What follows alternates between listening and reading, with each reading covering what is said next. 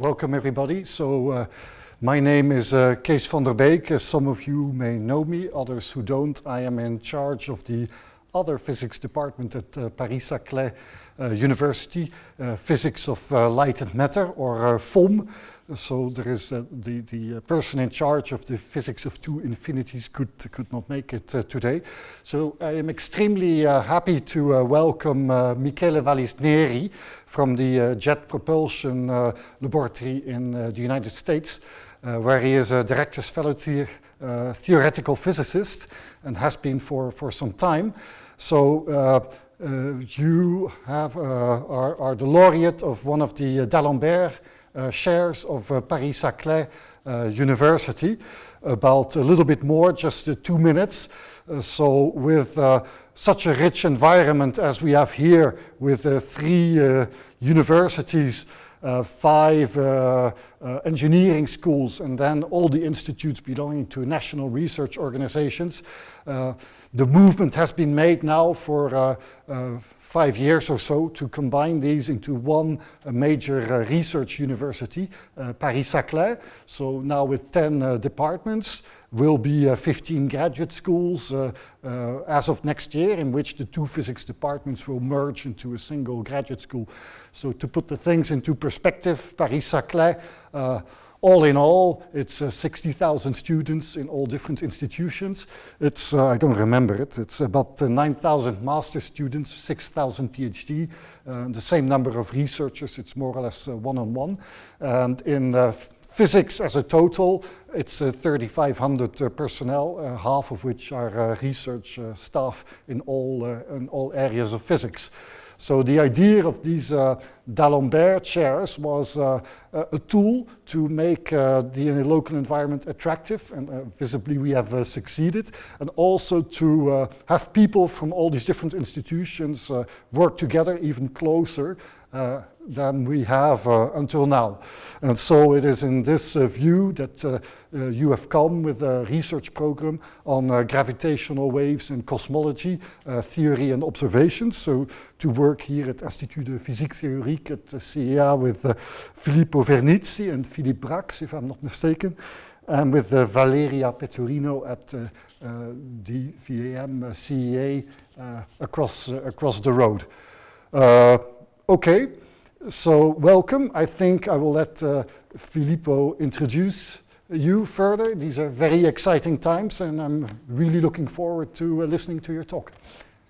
So I've been asked to introduce our lab. I think everybody who is here know it more or less. So the PhD is supposed to deal with all aspects of theoretical physics, from mathematical physics, statistical mechanics, condensed matter, string theory, particle physics, and cosmology, to say only a few of the things.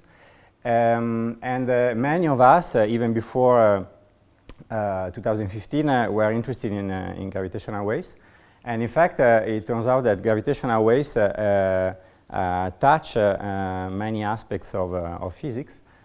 For instance, string theorists are interested in the physics of black holes or the physics close to the horizon. Particle physicists are interested in computing waveforms using scattering amplitudes techniques.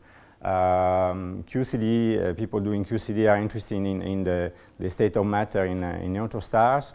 And the cosmologists are very interested in gravitational waves observations for what they can say about the expansion of the universe and the content of the universe.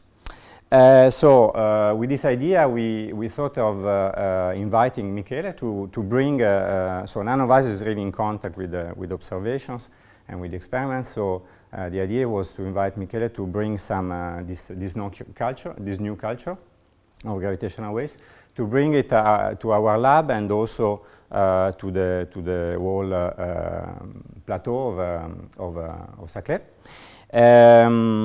So I will introduce you Michele. It turns out that I've known him since many years, in fact more than 30.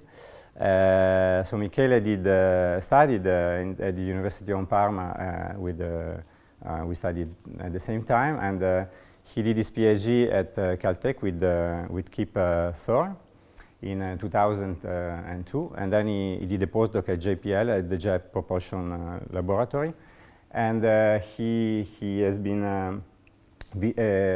associate scientist since 2005 at JPL, and also visiting scientist at Caltech. So Michele, he's an expert of gravitational waves, in particular on the aspects of data analysis. He is member of many collaborations like Virgo, of course, of Nanograv, who studies the detection of possible detection of gravitational waves through pulsar timing array, and of the future interferometer, space interferometer LISA. He is engaged in this collaborations with the responsibility roles, and he will be here for, in fact, this year for 4 months and a half, and the next year for 4 months and a half. And apart from collaborating with us, this year he is also delivering us a course in programming in Python. So you're all welcome to come to his courses if you're interested. And next year he will give a course on gravitational waves. So I'm sure that it will be advertised. So please, between April, I think in May, there will be in June. It's decided yet, so between May and June there will be a course given by Michele on gravitational waves. So we are very happy to have Michele here, and I'm also happy to introduce his inaugural lecture, whose title is Exploring the Dark Universe with Gravitational Waves. I think of Paris and now Saclay as my second, perhaps, scientific home. And in fact, I tried to come here as a postdoc many years ago, but I think Filippo got that the job instead. So, so you see, we keep crossing, but it's a great pleasure to be here this year. And you know, in preparation for this, I looked up this guy, Jean-Léon d'Alembert, and of course the comparison is really humbling because he's where a lot of things began, from the having a huge role in writing the encyclopedia. So he did 1,700 articles in the encyclopedia. I think I did one on Wikipedia, so I think we're equal more or less, but he originated things, like the principle of virtual work, and he covered everything from music, and he was a doctor, and music and sound was especially dear to him, and in fact that's where he wrote perhaps the first wave equation as an application of partial differential equations. And in fact, he got so much into it that he quarreled with the musicians, with the composers of the time, Rameau and so on. He was saying, music is good, it's not quite systematized the way it should be as a theory, we can make it better, let's work at it. But for that reason, also, you can kind of see the resemblance, right? So, at least in the smile, same smile. So, anyway, I think he would have liked gravitational waves because they're an application of his, D'Alembertian, so wave operator. And most things, once they're fields, would like to travel as waves. So do electromagnetic waves, and so does gravity, described as a curvature of space-time. It's a field, a dynamical field across space-time. So if you perturb it by accelerating very heavy masses very rapidly, you get waves, you get gravitational waves. And at the very basic level, the equation is very simple. It's a linear equation for perturbations of the gravitational field sourced by accelerated mass with the dominant contribution from accelerated quadrupole. So what's the effect of should be going down. The effect of gravitational waves is that as they pass through space-time to squeeze and stretch space, so that if you had a hypothetical very light ring hovering in freely falling really in space-time, you see it shrink and stretch and squeeze along two directions orthogonal to the propagation of the wave. the way you realize such a hypothetical ring or test object on the ground has been, over the last 40 years, to do interferometers, the best, the most precise way we have to measure distances effectively. And so in this idealized setup, you split light, you send it along two orthogonal paths. And now, if the two paths are equal, you get perfect destructive interference, so no output at the light detector. But if gravitational waves are impinging on the experiment and changing the relative length of the two arms, you do get a little residual power, which is in fact proportional to the gravitational wave amplitude.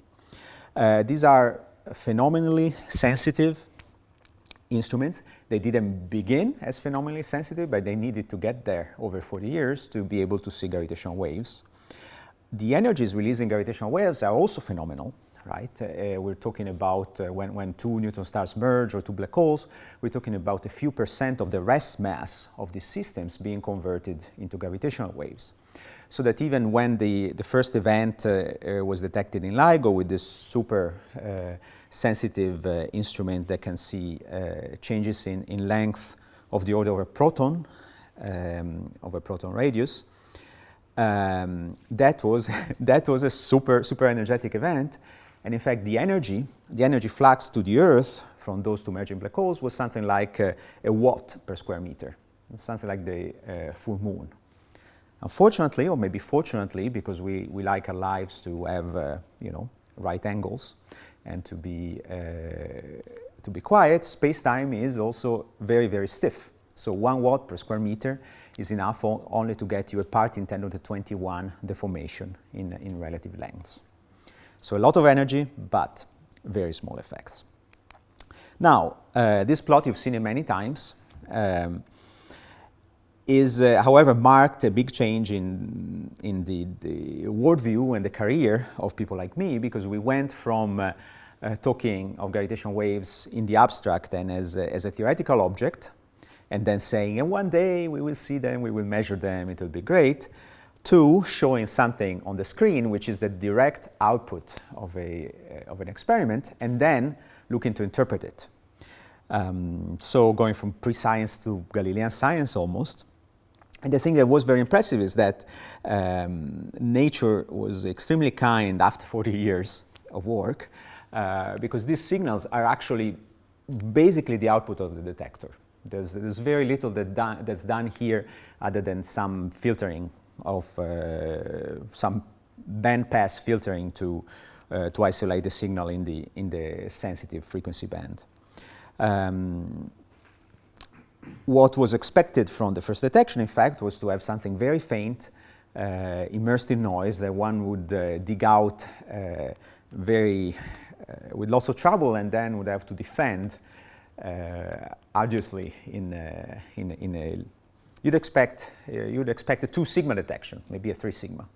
In fact, what we got was something like a more than 5 sigma detection. It was a detection whose significance is even off the scale in terms of measuring, because if you're a particle physicist, you're used to thinking about background, so we didn't have enough background to determine how statistically significant this event was. So what do you see? You see a signal that's roughly sinusoidal, that's raising in frequency, and so that's just a time series. At the bottom you see a time frequency plot, where over something like 0.10 seconds, the frequency increases very rapidly. As it turns out, you can use Einstein's own formula, the quadrupole formula of emission of of energy into gravitational waves, to measure one number almost by sight. You can almost count the cycles here and measure something known as the chirp mass, more or less the geometric mean of the two masses in a binary. And from the chirp mass and the signal, you conclude that these were very heavy objects doing their last final turns before merging, evidently. The chirp mass you infer corresponds to a total mass of about 70 solar masses. An object of 70 solar masses cannot endure to such high frequencies corresponding to something like a 300 kilometer separation unless they're very, very dense, and therefore they're black holes. So just by sight, you can infer that you have a sinusoidal objects produced by two very heavy and very dense objects that pretty much must be in the canon either black holes or neutron stars, but you cannot make a neutron star of 30 solar masses, so a black hole. Of course, you can go to theorists and ask them for a very precise prediction of what this waveform should be beyond what Einstein gave us in 1916 with the quadruple formula.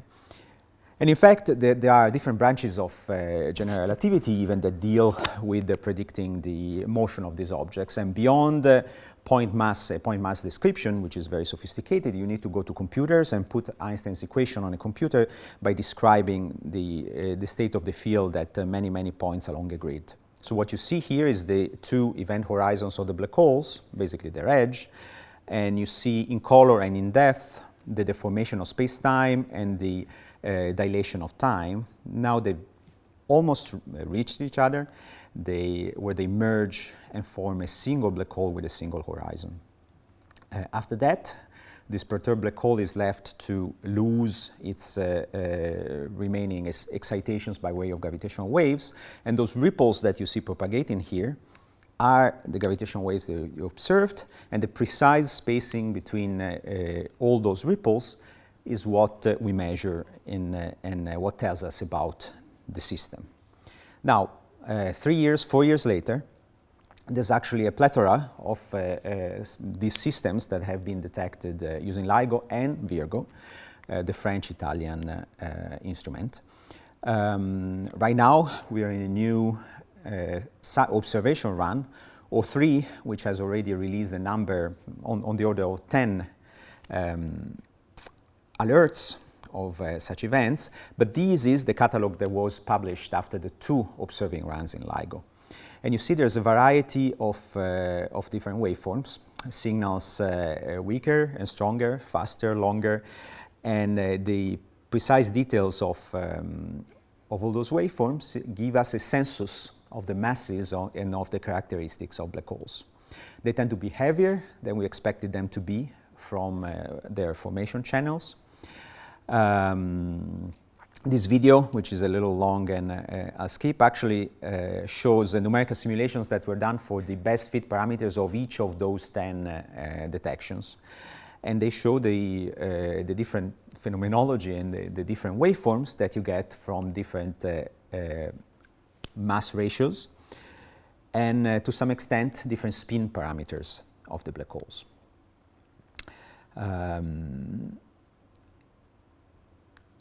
Now, we've heard black holes, we've heard their music, if you wish, which perhaps would have made D'Alembert happy. Recently we saw them also with the M87, very impressive visualization of the environment around a giant galactic black hole. So we discussed this a little bit actually and tried to decide what to make of this scientifically. I think we concluded that it's an extremely impressive technical demonstration and demonstration of an incredible resolving power. But in terms of the structure itself of the black hole, it's at this point still unclear what we can see here. So you do see the image of an accretion disk around the black hole, basically.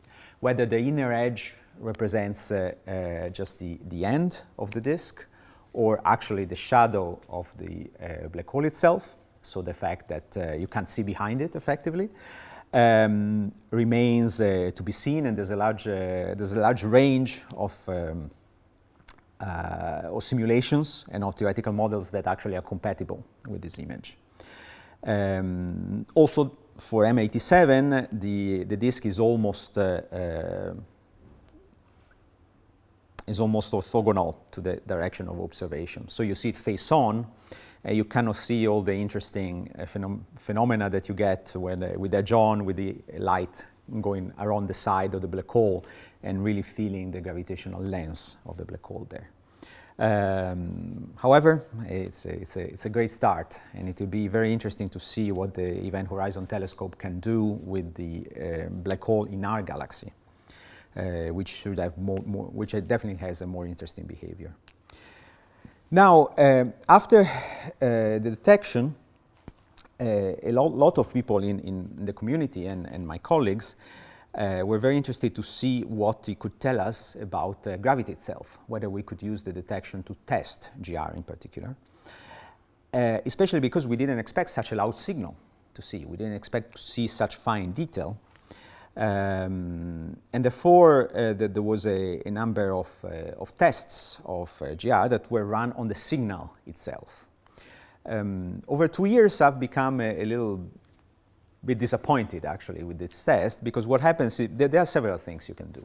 But one, for instance, is to look at the Post-Newtonian expansion. The Post-Newtonian expansion are the additions that you do to Newton's theory of gravitation in terms of new terms in the acceleration that describe the nonlinear nature of GR and other aspects of gravitational waves. For instance, you see the tail effects, where the gravitational wave itself acts on the binary.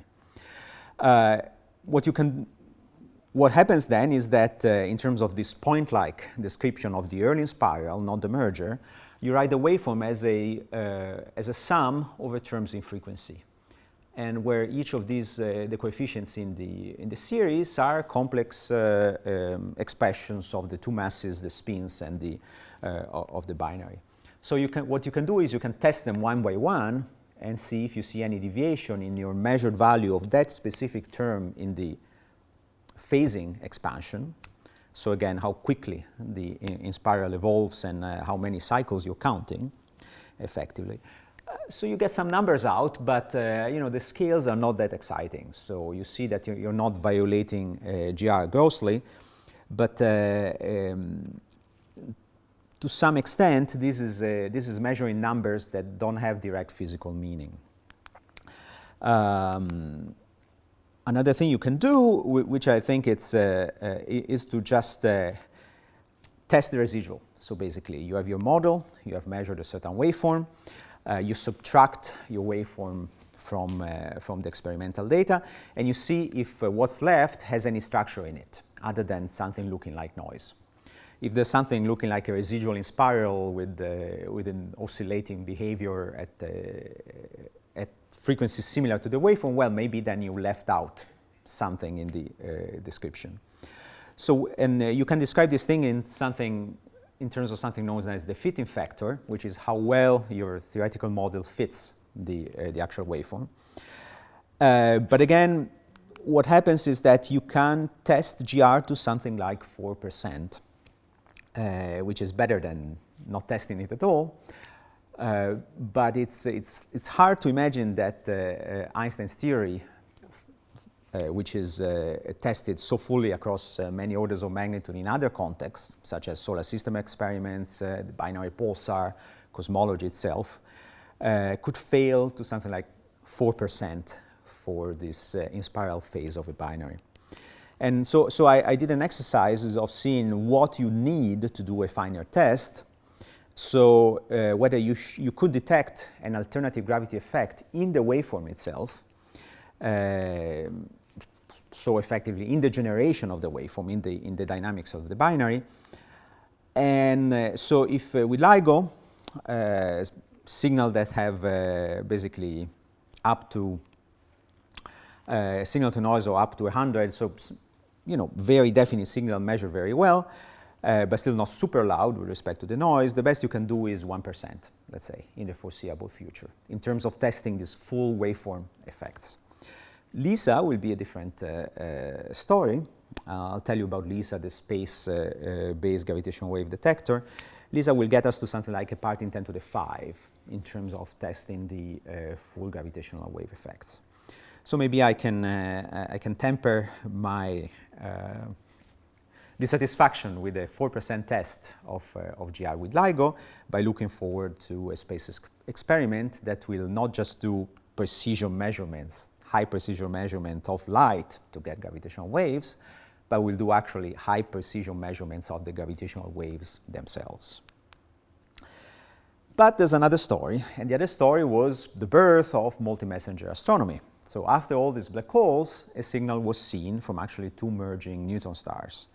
And this really changed things, and as it turns out, this really had consequences for the fundamental theory of gravity. So in the August of 2017, these familiar chirps were seen in both LIGO detectors. These were long-lasting ones. These lasted almost 2 minutes with something like 3,000 cycles within the sensitive band of the detector, not the 10 cycles we saw for the first one. That's because these are lighter objects, right? Neutron stars are around 1 to 2 solar masses, so they can actually spiral faster. They can get closer before they finally merge. About 2 seconds after the final merger, as inferred from gravitational waves, a gamma ray event was seen in Fermi, 1.74 seconds after that, I guess, and the two together created a worldwide rush to look for other electromagnetic counterparts from this system. And this happened 11 hours after the event themselves. So there's a nice video that I couldn't source that somebody from the SWOOP telescope showed me, where they were showing for this event, they were showing on the world the pattern of visibility given by the location in the sky of this event, and the pattern of darkness, which you need also to see it. So it turns out there was maybe a small window to see it in Africa, something like 4 or 5 hours after it, but there's no telescope there that could be used. So 11 hours is really the best that could be done when the two patterns, these two shadows of visibility and darkness overlapped in Chile. So SWOOP, a 1 meter, I guess, telescope, maybe 2, in Las Campanas in Chile, saw a little dot show up in a galaxy within the large localization area that LIGO and Fermi together had provided. That was about 30 square degrees. So it's a huge area in the sky, but this telescope started looking at all the nearby galaxies that could host such a binary. And then other telescopes soon confirmed it. And later, the source also became bright in X-rays and was seen by Chandra. And even later, it became bright in radio waves and was seen with the VLA. So this was a confirmation, among other things, that gamma ray bursts are associated with the merger of two neutron stars. But it led to very rich astrophysics that I don't really have the expertise to evaluate or even narrate very well. But over 12 days, for instance, one saw a big changes in the spectrum from this event. And this is understood as coming from a kilonova. So after the initial gamma ray burst, you have an optical afterglow, which is powered by radioactive decay. This is a very neutron-rich environment. After all, you smash together two neutron stars and you have lots of that material. And you can reach something like flows of 10 to the 24 neutrons per centimeter cubed. In those conditions, you can get a process known as the R process, where you enrich nuclei with neutrons very rapidly, more rapidly than they can decay. And those are the conditions in which you can actually create about 50% of the elements that are heavier than iron in astrophysical conditions. And this was confirmed by the spectroscopic evidence from emission from this cloud. And also the duration of the cloud over so many days shows that it was self-powering in a sense. So it was, the mission was powered by the radioactive decay of these elements. And then it also gives you the line, which is very good for public talks, that 2 lines. One is that this produced something like 10 Earth masses of solid gold, but not solid, of gold atoms, which feels good. And also you can say that even if we're made of stardust in general, if you get married and have a gold ring, that's made from neutron stardust, and which is also romantic if you think about it. So okay, that's LISA. And I'll come to this in the final 10 or 15 minutes of this talk, and that's what really, in a way, draws people like Filippo and his colleagues and me together. This event, having light and having gravitational waves together, allowed the tests of gravity which go far beyond what you can do from the waveform alone. Because in effect, you're comparing photons and gravitons. But before that, let me tell you a little bit about LISA. LISA takes an interferometer like LIGO, but brings it to space, where you can make it 2.5 million kilometers large, effectively. Such a large baseline allows you to get weak signals with less effort than on the ground. You don't need you can use something you can put in a spacecraft and not that you have to house in a big building and very carefully tune. But also it gives you access to low, let me skip that for a second, to different systems that you can see from the ground. So you can see the massive black hole binaries that are believed to be at the center of galaxies. You see millions of white dwarf binaries in our galaxy, in the Milky Way, that are moving more slowly, so that are doing one orbit every hour, roughly speaking, every 1,000 seconds. There are many interesting things that move a little slower than the neutron star binaries that LIGO sees. Another one is extreme mass reaction spiral. Again, you take a supermassive or a massive black hole at the center of the galaxy, and now you have a small body going around it. LISA can follow this small body as it gets very close to the central black hole, and therefore really feels very nonlinear, very strong gravity over something like 100,000 orbits in the course of 3 years. And finally, there's a hope to see the cosmological background from the early universe. LISA is a joint mission between ESA, which is leading the way, with doing about 80 to 90% of it, and NASA, which is a small but important part. And the LISA consortium is the international consortium organization that will deliver the payload for LISA, and France, as some of you will know, will play a very important part, one in the testing and integration of the payload, and the other one is in leading the science ground segment. So effectively, all the data analysis, starting from the early reduction of the data down to seeing black hole binaries and interpreting them. This will be, science ground segment will be an international effort, but it's led by France.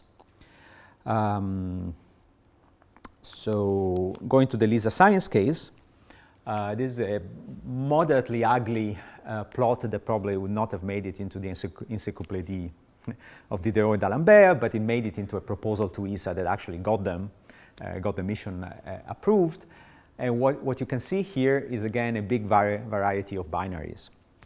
Okay, binaries are the easiest way in nature we can put together a time-dependent quadrupole, so a gravitational wave source, and therefore that's what we look for, and that's what nature has offered so far.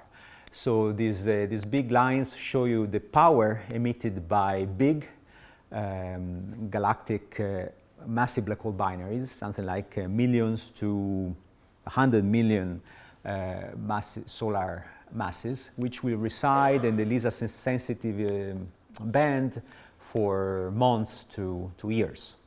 So we see all the details of their spiral down to the final smash and coalescence. Also here, this cloud of events are all these galactic binaries, white dwarfs, so not as dense as neutron stars, but still relativistic objects, of which there are believed to be something like 100 million in a galaxy. These will all together provide a signal for LISA, but the strongest 10,000 will be resolvable individually. So there's lots of physics about white dwarf binaries you can do. There's also some test of GR we can do with them. These lines are these MRIs I was telling you about, extreme mass reaction spiral, so small body into big one. And there was a surprise that there was an addition to this proposal compared to LISA long history, which are these binaries that straddle the space and the ground-based experiments. So this will be visible in LISA, and something like 2 to 10 years later will appear in ground-based gravitational wave observatories, which offers several very interesting occasions for joint science. One is simply an alert, so tell LIGO and Virgo, 5 years and 2 days from now there's going to be an event, please do not shut down, do not do maintenance on that day. But also the type of parameters that you see in the early spiral and the late spiral are different, and you can use them together. For instance, the early spiral is very sensitive to one kind of alternative gravity modifications, which is dipolar radiation, so radiation that is mediated by a scalar field and that originates not in the changes in the quadrupole, so the L equal to squashings, I don't know, of the mass distribution, but in the dipolar EM-like effects. So those are stronger in the early spiral and therefore will be visible with LISA more than with LIGO. LISA can also give a better position in the sky than LIGO will, because the baseline of LISA is effectively the Earth orbit. So LISA is going around the Sun at 1 astronomical unit, and therefore just your Rayleigh limit in position determination is just correspondingly larger than just 3 detectors on the ground. Also with LISA, you'll be able to see more eccentric systems. What happens is that these systems of 2 black holes or black hole and neutron star and so on can be born in different ways. They can be born in the field where you have 2 stars which undergo supernovae and then live all their life together pretty much until they're both black holes or two neutron star. When that happens, there's enough time to radiate away not only energy but also eccentricity. So gravitational waves tend to circularize these orbits. The only hope, another way, however, to make these binaries is in an environment with many black holes, such as a globular cluster. In that case, you can have capture binaries, so binaries that were not born together as 2 stars, but ended up as 2 black holes that find each other and become a binary. In that case, you can have much higher eccentricity. So once, however, all the systems make it into the LIGO band, again, they have lost it. This ended up sounding a little bit incoherent and with strange overtones of marriage and so on. So, but let's LIGO. By the time you get to LIGO, you're circularized. Okay, the orbits are boring and circular. In LISA, they can still have a residual eccentricity that tells you about the origin of the system. Okay, that's a better way to put it. Data analysis will be much harder than LIGO. In LIGO, you have to reduce your noise, you have to make sure you do your statistics right, and you have to have decent waveforms. But LISA, as I was saying, will be a real precision instrument for which you'll need to provide theoretical models that are good to 1 part in 10 to the 4, 10 to the 5. Not only that, you won't have 1 signal at a time interspersed with lots of noise. You'll have lots of signals in the band all at once and all on top of each other. So that makes for a much bigger and deeper problem, also a more interesting one that we began to tackle over the last 10 years, but that really we have to master within the next 10 years. Fundamental considerations show that it's possible to do it, right? That you will be able to extract something like 10,000 independent signal, even if they're on top of each other, but we do need to actually make it workable and to make a production system. So as part of it, we're playing these LISA data challenges within the LISA consortium that are open to everybody, in fact, where the idea is to provide a set of ever more complicated simulated LISA data sets and to try to disentangle them.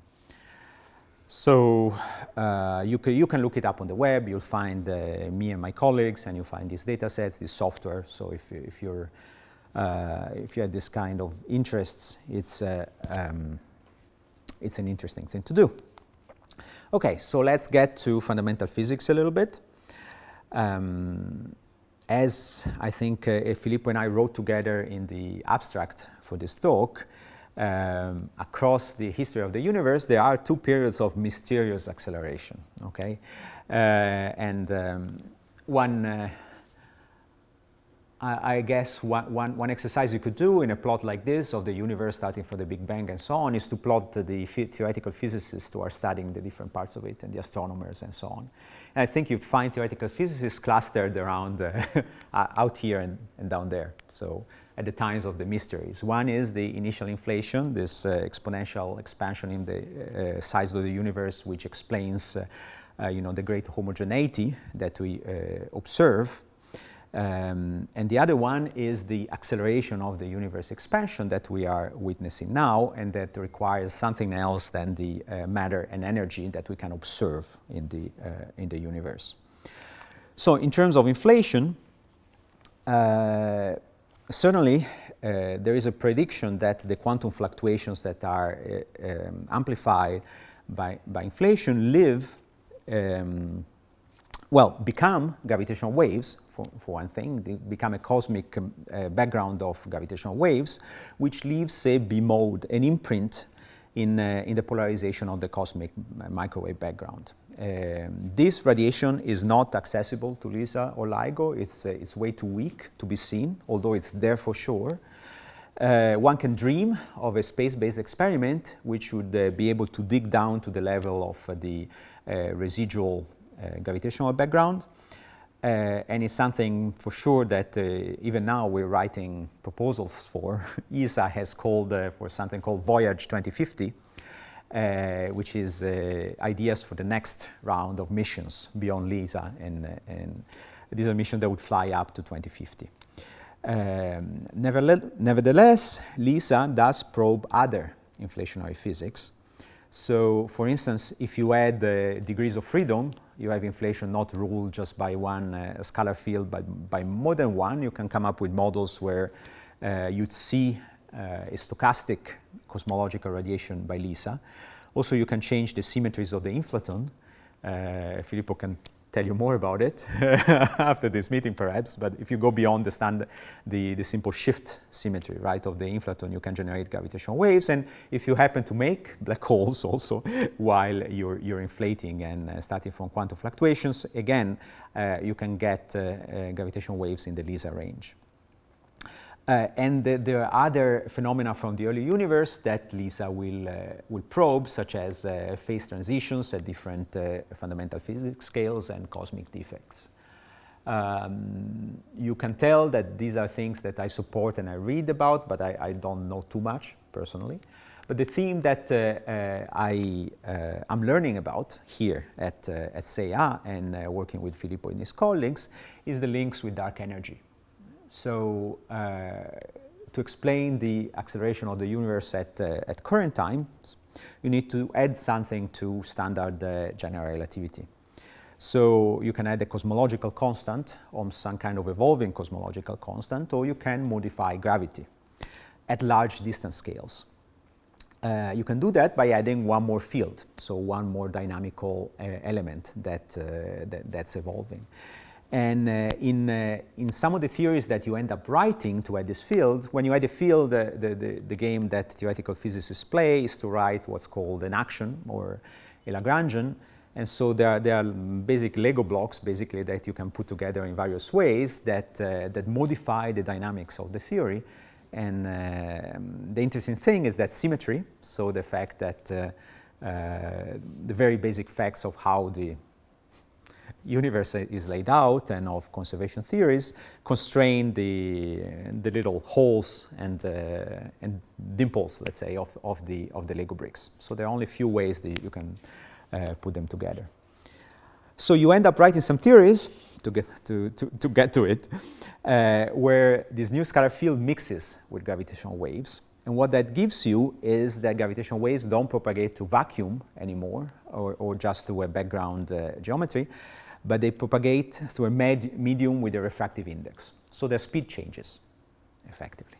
And now that's where we go back to the binary neutron star and to this detection of gravitational waves and electromagnetic waves together. Because, let's go down here. Because what was observed was that the gravitational waves peaked, and so the two neutron stars merged according to gravitational waves. And then 1.74 seconds later, you see a gamma ray burst. So you can compare the time of flight of that light in the gamma ray burst with the time of flight of the gravitons, the gravitational waves that you got from the gravitational effect. And those two times are only less than 2 seconds apart, which is very compatible with 0 if you allow a little time actually for the fireball, for the GRB to issue from the merged Newton stars. Now that's 2 seconds, but it's 2 seconds out of 40 megaparsecs.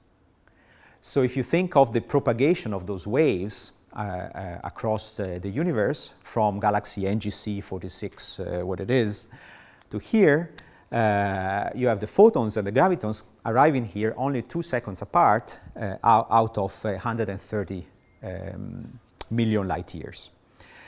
That is a very fine constraint on the difference of the two speeds, the speed of light and the speed of gravitational waves, which is just what these theories of dark energy predict, that those two are different. And in fact, I think in general, the modifications to the speed of gravity or gravitational waves that you expect are of order 10% to 100% if you want to match other cosmological observations.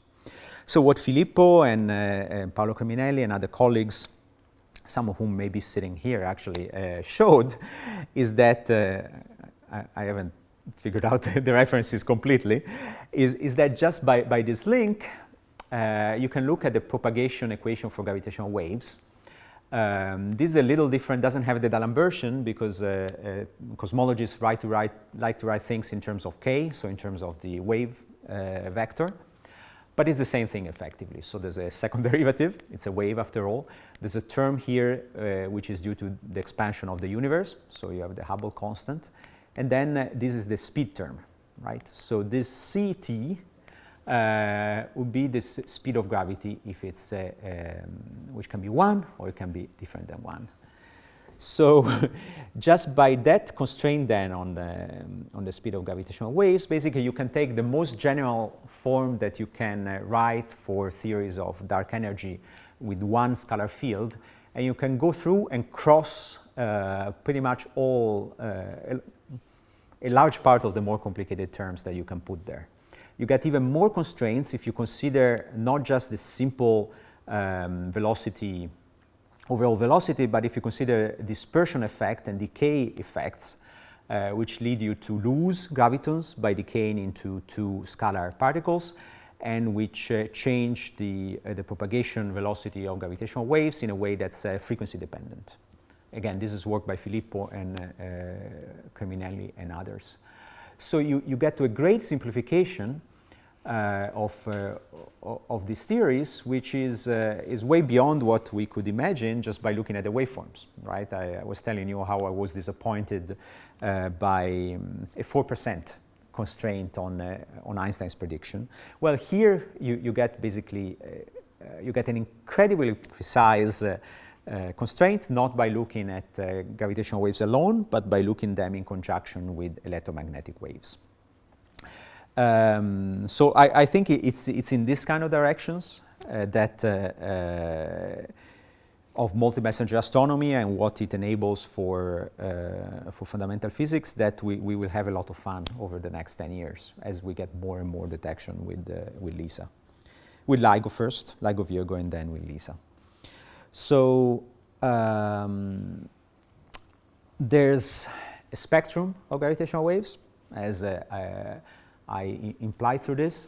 There's a spectrum of different sources. They tend to be binaries, again, nature's way of making them, but they come at many different masses and in many different combinations.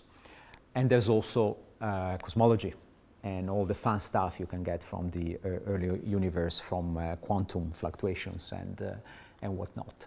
So to cover a spectrum of signals, you need a spectrum of detectors. LIGO Virgo sits at the very highest frequencies, those that are comparable to the frequency of audible sound, let's say.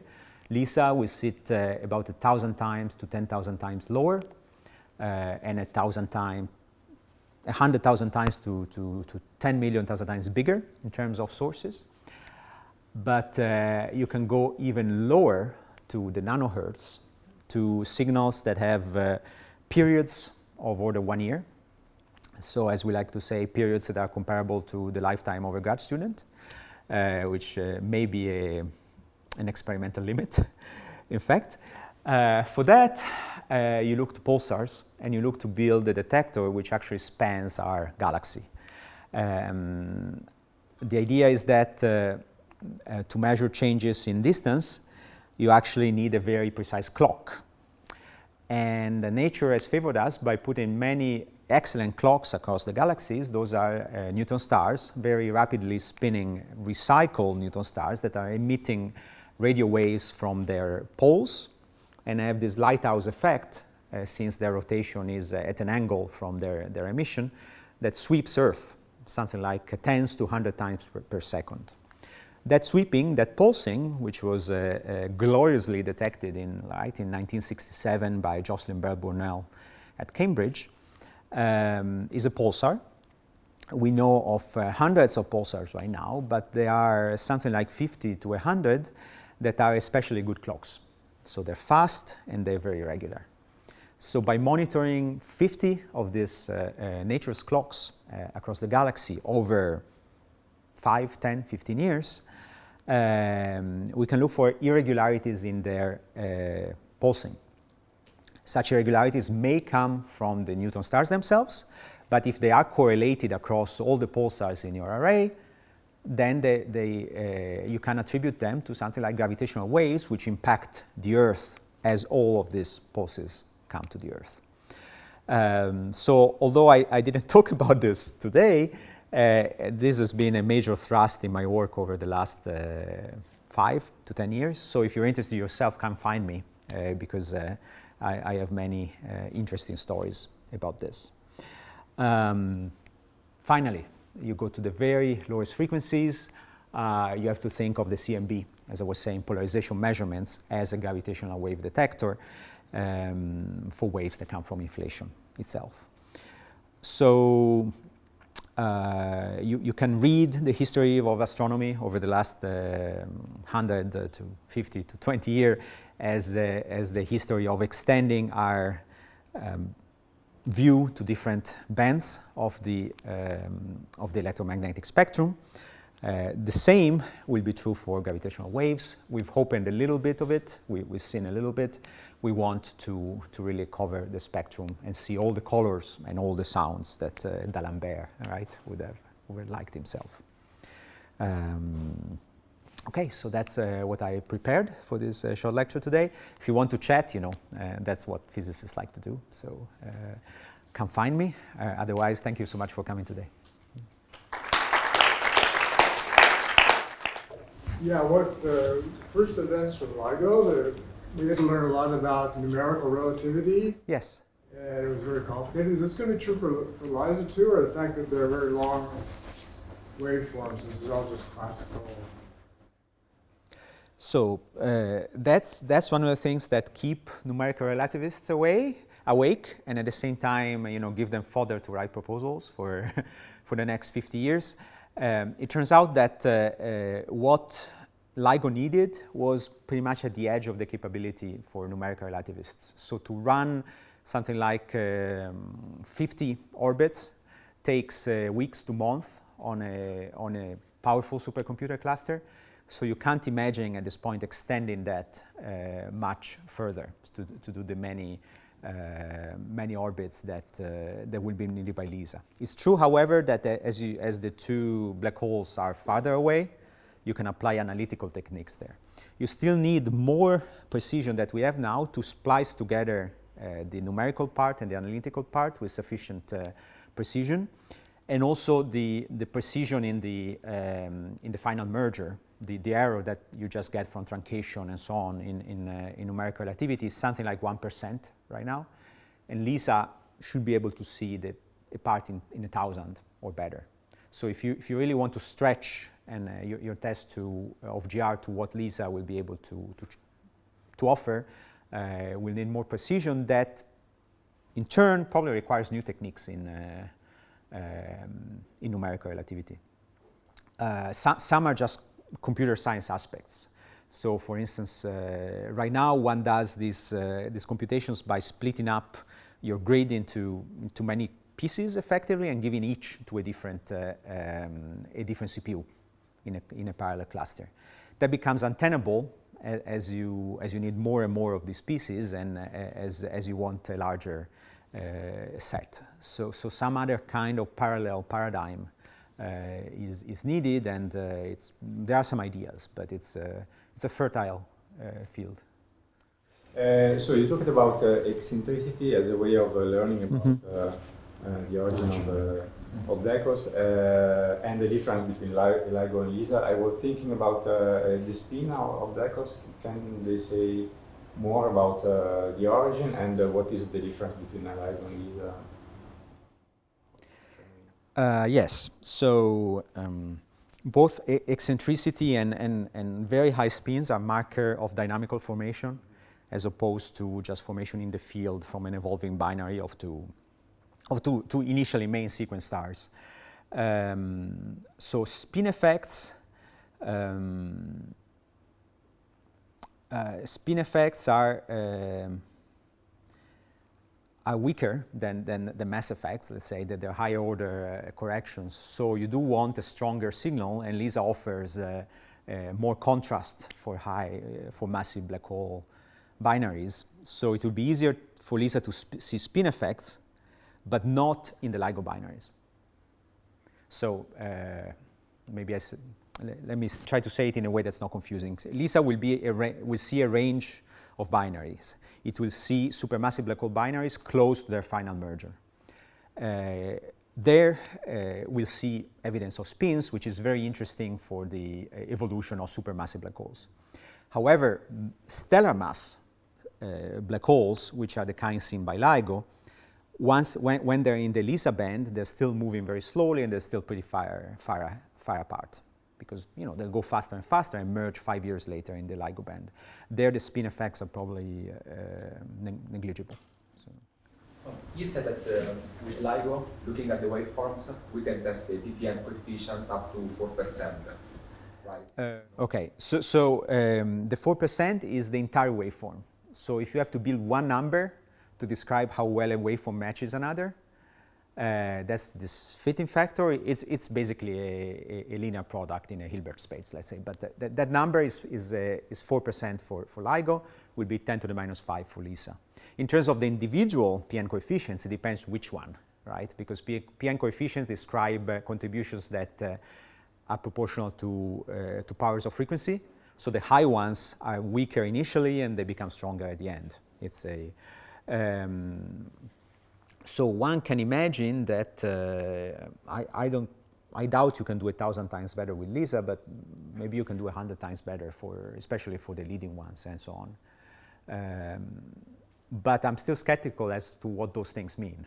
So you can, if you take a specific theory which has an energy scale that means something, to a fundamental physicist, and means something to dark energy and so on, and if you measure that number, that's an interesting thing. But just a PN coefficient that is a pure number and has no other interpretation, it's hard to say that a 10% constraint is so different from a 1 per mil constraint.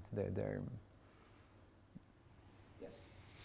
Yeah, I have a question about the occurrence of observable events. So you showed a few. I don't know if it's completely exhaustive. And then you talked about LISA, hundreds to thousands of superimposed signals. So it is compatible with estimates that could be made, or are you expecting more events? Or So the question is about the rates for LISA. Yes. With the sensitivity you have, would there be missing events in LIGO Virgo? Or? So LIGO, rates for LIGO were a big mystery until it was turned on, and they were the province of theoretical astrophysicists,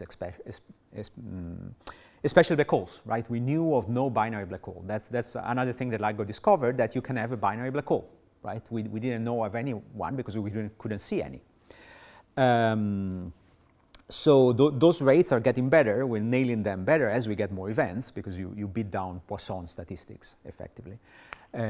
So the rates that I showed for the joint detections with LISA and LIGO are informed by the number of detections we had with LIGO. For other LISA sources, we don't really know. So for instance, binary black hole, supermassive black holes, we don't know of any. We know that most galaxies have a big black hole at the center. We know that galaxies merge because we see the aftermaths of that. We the way we understand astrophysics is that the two black holes at the center of merged galaxies will eventually find each other and merge. But there are ways to stall that process. So there's a pure number there. There's a fraction, an efficiency fraction of converting galaxy mergers into black hole mergers, which is between 0 and 1. It's probably hard to make it 0, but it can range. So that rate is not understood. It's not completely understood. We think it's going to be between 10 and 100 events per year with LISA. MRIs, these extreme acceleration spirals, it's even harder to do. There are two ingredients there. One is the density of massive black holes. Okay, we have a handle on that through observations of active galactic nuclei and so on. But the other one is the density of compact stellar objects in the nucleus around the black hole. So some handles on that, but again, you need astrophysics to make a range. So if we're very unlucky, actually, although nature doesn't really, it's not really luck. Nature doesn't care how many of these we get, right? But there could be a small number of those events. The last one, galactic binary to white dwarfs, those we see, right? Those are optical binaries, some of those. They're being discovered as we speak, right? Optical binaries with very rapid periods. And so you can extrapolate from how many we know to the kind of populations that you should have. And there, the 50 million, it may be 30, maybe 90 of systems, but that's pretty solid. And there's a number of these which are so close that we see them. We have a decent distance from just optical observations that, within a week of turning on LISA, you'll be able to see them. Those are called verification binaries. They're even thought of something you'd want to use to make sure the experiment is really working, because you know it's there. Okay, you know the frequency, you know everything. And cosmological signals, totally unknown. It's complete discovery space, but we have 100 people working on it in the very active with lots of ideas and so on. So it will be exciting. Yes. So what are the ideas for LISA to say something on modified gravity? That's a good question. That's a very good question. So there's a multi-messenger aspect to LISA as well, where you could play games similar to what LIGO has done, but the counterparts, the M counterparts, are much more uncertain for supermassive black holes, because you need to put into play a sufficient amount of matter effectively to get good signals. And also the timescales definitely you can get signals before, during, and after the merger, in fact, since it comes from the accretion rings, so the matter around the black holes. So you couldn't do this GW1708 constraint. You could certainly look at the waveform in detail and see at the effects that modified gravity could have on those, but these theories tend to have screening mechanisms, right, that protect, for instance, solar system gravitation from these large effects. Yes? You have a frequency and a redshift coverage that is different from the one of LIGO. But yes, you could do, one thing I didn't talk about at all is the idea of measuring cosmological parameters using gravitational wave observations. This was done already with LIGO. Since with gravitational waves, you measure a luminosity distance, and with an optical counterpart, you measure a redshift. You put those two together, you measure Hubble's constant to 15%, what was it, something like that. With LISA, you can go much further. You can go to much higher redshift if you do find counterparts. If you can associate a redshift with the mergers, and that potentially can give you much better Hubble constant determination, but also an observation of the evolving H, so dark energy measurement. Probably not super precise, but something that comes that is complementary to other attacks on the dark energy equation of state. Finally, the thing I briefly mentioned, anything that affects not so much the final merger, but if you had extra polarizations of gravity, if you had dipole emission, you'd see those in the long Girling spiral of these effects. It may be a sector of modified gravity that's orthogonal to what you need for dark energy, but it will allow some tests. You have something to add, Philip, or no?